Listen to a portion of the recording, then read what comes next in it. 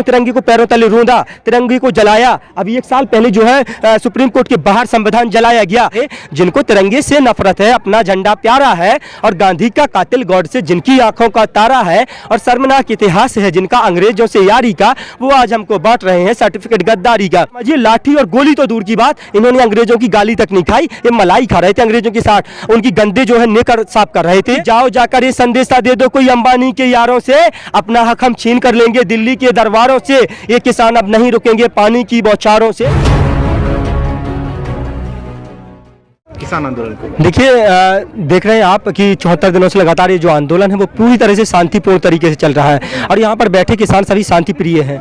हम सतअहिंसा के पुजारी महात्मा गांधी के जो है देश के लोग हैं, महात्मा गांधी के बताए रास्ते पर लगातार ये जो आंदोलन है पिछले 74 दिनों से लगातार चल रहा है। और जिस तरह से इसमें जो बताया जा रहा है कि 26 जनवरी वाले दिन जो हुआ तो वो कहीं ना कहीं जो है प्री प्लान था और सोची समझी एक साजिश थी और प्रायोजित कार्यक्रम था सरकार की द्वारा। एक बात बताइए, जिस लाल किले पर जो है परिंदा पर नहीं मार सकता, उस लाल किले के अंदर दीप सिद्धू, लखा सिंह सिद्धू जैसे जो लोग हैं वो पहुंच जाते हैं और उसके बाद वो झंडा फहराया जाता है। हालांकि मेन स्ट्रीम मीडिया को जो चाहिए था वो उनको मिल गया था, क्योंकि मेन स्ट्रीम मीडिया लगातार इसी मुद्दे की तलाश में था कि उनको जो है मसाला मिले और वो मसाला उन्हें कहीं ना कहीं दीप सिद्धू, लखा सिंह सिद्धू ने दे दिया। उसके बाद बताया गया कि तिरंगे का अपमान हुआ। तिरंगे का अपमान तब होता जब तिरंगे को वहां से निकाला गया होता, उसके नीचे जो है झंडा फहराए गए। हालांकि अपमान हुआ तो जो है किसान भी कह रहे हैं, और जिस तरह से वहां जवान घायल हुए, किसान घायल हुए, सबके साथ संवेदनाएं हैं। किसानों की घायल हुए जवानों के साथ, घायल हुए किसानों के साथ। लेकिन अगर वहां पर अपमान हुआ है तो आप लखा सिंह सिद्धू और उसकी जो है दीप सिद्धू की गिरफ्तारी करिए। ये कहीं ना कहीं गृह मंत्री का सीधा सीधा फेलियर है। जो केंद्र शासित प्रदेश, दिल्ली केंद्र शासित प्रदेश है, सेंट्रल गवर्नमेंट के अंडर जो है पुलिस है और गृह मंत्री को रिपोर्ट करती है। जो पुलिस सीधे सीधे गृह मंत्री को रिपोर्ट करती है, जो दिल्ली की पुलिस जो है जामिया के अंदर पढ़ रहे छात्रों पर लाठीचार्ज कर देती है। आपने देखा होगा पिछले साल जामिया में पढ़ रहे, यूनिवर्सिटी की लाइब्रेरी में पढ़ रहे छात्रों के ऊपर लाठीचार्ज किया जाता है। वो दिल्ली पुलिस इतनी कमजोर कैसे हो सकती है कि कोई भी झंडा फहरा करके चला जाता है। वहां जो पैरामिलिट्री फोर्सेस के जवान थे, रैपिड एक्शन फोर्स के जवान थे, उन लोगों ने आखिरकार क्यों नहीं रोका? अगर उस पर नहीं जाएंगे, और जिस तरह से यहाँ पर आपने देखा होगा तारबंदी की गई है। अमूमन इस तरह की जो वायर है इसको कोबरा वायर बोला जाता है। इस तरह की कोबरा वायर का इस्तेमाल जो है अंतर्राष्ट्रीय सीमाओं पर किया जाता है। मैं सरकार से कह देना चाहता हूँ, जिस तरह से दिल्ली गाजीपुर बॉर्डर पर जो यूपी और जो है दिल्ली को आपस में जोड़ता है, ये दो राज्यों की सीमाओं को आपस में जोड़ने वाला बॉर्डर है। इस बॉर्डर पर अगर जितनी सुरक्षा व्यवस्था आपने की है, Haryana police, UP police, Uttar Pradesh police के जवान, रैपिड एक्शन फोर्स के जवान, पैरामिलिट्री फोर्सेस के जवान, और जो है ड्रोन से लगातार निगरानी रखी जा रही है। बड़े बड़े बोल्डर और जो है आपने कटीले तार, नुकीले कीले लगाए। हालांकि नुकीले कीलों के जवाब में जो है किसानों ने वहां पर फूल बोए हैं। अगर आपने ना देखे हो तो आप जाकर के देखिएगा।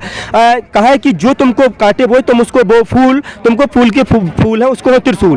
तो जिस तरह से यहाँ पर सीमा सुरक्षा की गई, मैं सरकार से कह देना चाहता हूँ, अगर यही सीमा सुरक्षा आपने अंतर्राष्ट्रीय बॉर्डर पर, चाइना पाकिस्तान के बॉर्डर पर की होती तो चाइना जो है गलवान के अंदर घुस करके हमारे जो 22 जवानों को शहीद किया वो ना करता। अगर यही सीमा सुरक्षा आपने जो है चाइना बॉर्डर की होती तो चाइना अरुणाचल प्रदेश के अंदर घुसकर एक गांव ना बसा पाता। यही सीमा सुरक्षा आपने जो है की होती तो चाइना डोकलाम के अंदर ना घुस पाता। यही सीमा सुरक्षा आपने की होती तो शायद जो है जैसे मोहम्मद, जिस आतंकी संगठन ने जो है पुलवामा हमले की जिम्मेदारी ली और जो 360 किलो आरडीएक्स जो है देश के अंदर आ गया, जो बस बुलेट प्रूफ नहीं थी, उन्हें पता था, और उसके बाद जो 44 पुलवामा में जवान शहीद हो गए, वो ना होते। जो सीमा सुरक्षा आपको अंतर्राष्ट्रीय सीमाओं पर करनी चाहिए वो आप किसानों को रोकने के लिए कर रहे हैं। किसानों को जिस तरह से रोका जा रहा है तो उसको लेकर के कहा है, प्रधानमंत्री क्यों नहीं समझ रहे हैं इन बिल को, क्यों नहीं मानने को तैयार है? देखिए, प्रधानमंत्री जो है पूरी तरह से उनकी आंखों पर पट्टी है। प्रधानमंत्री कह रहे हैं कि किसानों को बरगलाया गया है।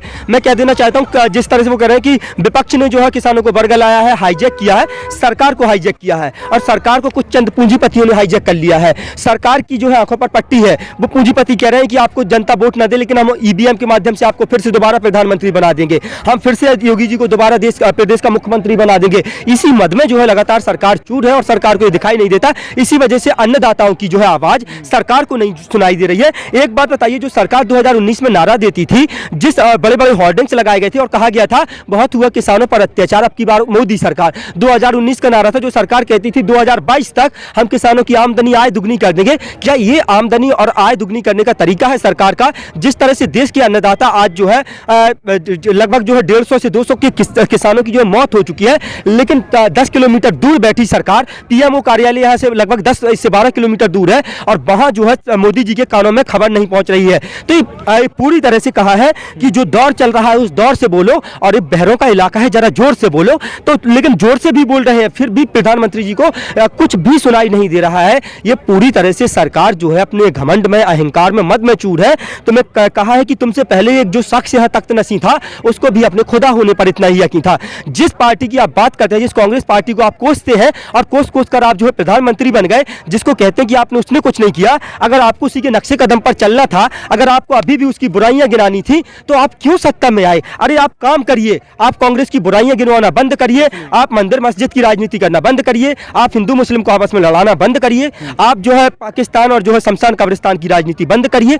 आपको 7 साल हो गए हैं, पिछले 7 सालों में अगर इनके जो 5-6 शब्दों पर रोक लगा दी जाए तो इनके पास विकास के मुद्दे पर कुछ बताइए। अभी कहा जा रहा है कि किसानों ने कहा कि जो यूपी से किसान आ रहे थे उनको रोका जा रहा है बॉर्डर पे योगी सरकार के द्वारा। हाँ, तो देखिए मैं बता दूं कि योगी सरकार जो है पूरी तरह से निरंकुश सरकार है। योगी सरकार की अगर हम बात करें तो जिस तरह से हालांकि बॉर्डर पर रोका जा रहा होगा, क्योंकि लगातार ये लोग जा रहे हैं, घर घर जा रहे हैं, इन्हें पता है कि कौन कौन अगर आंदोलन में गया है तो पुलिस जो है थाना के अंतर्गत जो गांव आते हैं उसके थाना प्रभारी बाकायदा जा रहे हैं और उनसे जो है उनको डराया जा रहा है। मनोवैज्ञानिक तौर पर किसानों के जो दिल और दिमाग में जो है डर पैदा किया जा रहा है। मेरे घर से भी, खुद मेरे घर से जो है फोन आया मेरी अम्मी का, और अम्मी ने कहा कि बेटा तुम वापस लौट आओ, क्योंकि जो है पुलिस लगातार जा रही है, घर घर जाकर के पुलिस मनोवैज्ञानिक तौर पर घर वालों पर डर बना रही है और कह रही है कि आपके बच्चों को जो है सरकारी नौकरी नहीं देंगे, ये करेंगे वो करेंगे। तो ये चीजें लगातार सरकार कर रही है, यही योगी सरकार कर रही है यूपी के अंदर। तो ये कोई नई बात नहीं है कि योगी सरकार कोई पहली बार कर रही है। सरकार यही कर रही है कि उनके घर में जाकर के मनोवैज्ञानिक तौर पर दबाव बनाया जाए, डर बनाया जाए। यही 28 जनवरी रात को किया गया। 28 जनवरी की रात को क्या किया गया? फ्लैग मार्च निकाला गया, बड़ी संख्या में जो है पूरा फोर्स तैनात किया गया। उसके बाद जो है गाजियाबाद के जो जिलाधिकारी हैं उन्होंने नोटिस इशू किया और कहा 2 घंटे के अंदर अंदर जो है आप यहाँ से जो है खाली करिए आंदोलन स्थल को। उसके बाद जो है टिकैत साहब की गिरफ्तारी की बात हुई, गिरफ्तारी देने आए। उस वक्त जो है लौनी के जो स्थानीय विधायक हैं, लौनी से नंदकिशोर गुर्जर के समर्थन में जो तमाम लोग हैं, मैं लगातार जो है फेसबुक लाइव के माध्यम से चीज़ों को दिखा रहा था। मेरे फेसबुक लाइव में वो तमाम चीज़ें जो है कैद है, जिस तरह से वो लोग जो है लगातार तिरंगा हिला रहे थे और कह रहे थे तिरंगे का अपमान नहीं सहेगा हिंदुस्तान।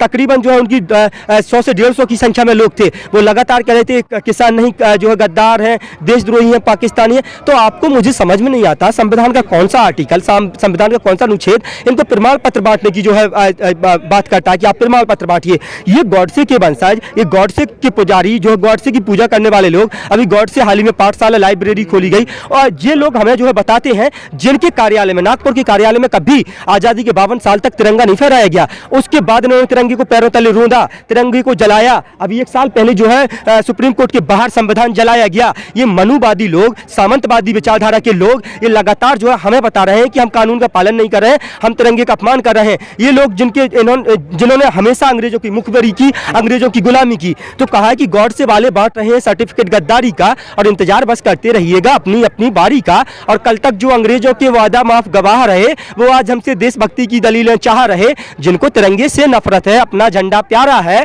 और गांधी का कातिल गॉड से जिनकी आंखों का तारा है और शर्मनाक इतिहास है जिनका अंग्रेजों से यारी का, वो आज हमको बांट रहे हैं सर्टिफिकेट गद्दारी का।